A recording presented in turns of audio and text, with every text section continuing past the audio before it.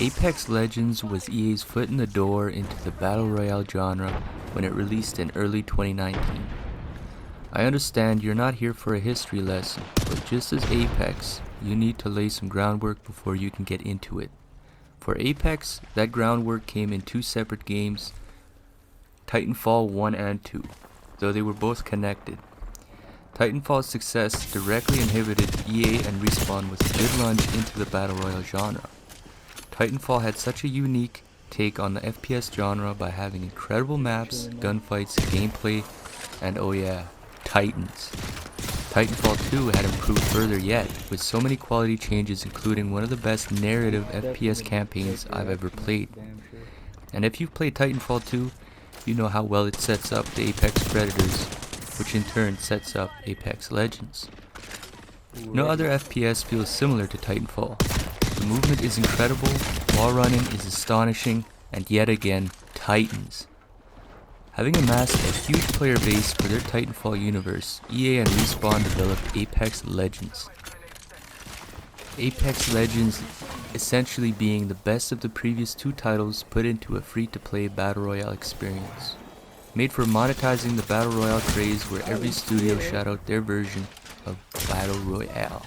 People behind that smoke, bro. At first, Apex was seemingly made for fans and newcomers alike. You drop a game, you want people to play it and people to keep playing it.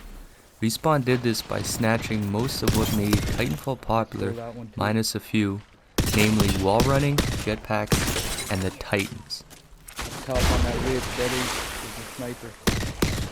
And then they implemented them for the new generation of hardware and players. Apex just being in the same universe as its parents, Titanfall 1 and 2, was enough for the fans who wanted anything related to Titanfall. Had Titanfall never released, Apex wouldn't be as successful as it is today. In fact, EA and Respawn stopped supporting Titanfall early to work on some newer titles. EA namely making the Star Wars Battlefront games, which are infamous for loot boxes, the microtransactions, and the anti-consumer playstyle. With Titanfall seemingly abandoned, hackers and data miners turned it into a shell of its former self. For years it was plagued by this, until the hackers took hostage of their prized possession, Apex Legends. For years, the player base of Titanfall wanted answers. They wanted to ask EA and Respawn why they didn't care anymore. Why would they let this happen? And it took the hackers to shut down Apex for EA and Respawn to finally fix Titanfall 2. Fix is not even the word. They did the bare minimum. I'm just saying, it shouldn't take hackers to hack your profitable Battle Royale game in order for you to essentially support your previous titles. But that's what it took. With this in mind, EA is no stranger to abandon their property in favor of new and more profitable titles.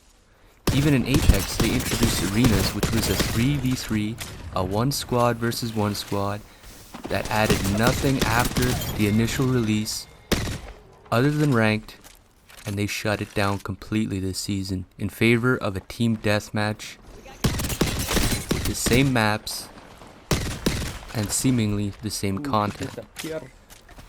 Now if EA and Respawn don't change their ways, then this team deathmatch introduction into Apex means very little, as seen by the arenas and how they had handled that. Especially with this last season, Season 15, where they had 3 collection events in a row, each totaling $160 US each. It makes it very obvious that they are only for the profits.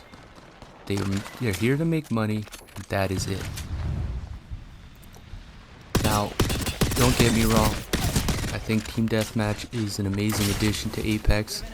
I think it is far too late though. It's a step in the right direction, but why did it take so long for them to do this? It's because of... If you look at the past few seasons, even starting at Season 1, what they have done to change this game is very minimum. In fact, very little is done about the game other than when the pro players complain about the meta. So they listen to the pros, but they don't listen to the player base. Sounds familiar? It should. Titanfall 2 was completely and utterly abandoned, and it took a hacker to hack their profitable billion-dollar-a-year game for them to do the bare minimum. With this in mind, you cannot get your hopes up about this. For years, players have been begging for Titanfall 3, and we finally have Team Deathmatch in Apex. And they couldn't even fix Team Deathmatch in Titanfall 2. I hope they don't follow in their footsteps, but they are known for doing the bare minimum. At the end of the day, Apex would be nothing without Titanfall 1 and 2 setting up, essentially being the legs of this whole franchise. And yet, they don't support the previous titles, instead they favor the new one. So I just have to ask, what comes after Apex? If they don't start treating Apex better, then what do we have to look forward to? I still enjoy Apex, they're still fun to be had, especially with this glitch that we found. But I'm not getting my hopes up for Titanfall 3, especially with EA's greedy hands all over the steering wheel. Hold on. Yeah, you go get him. This fool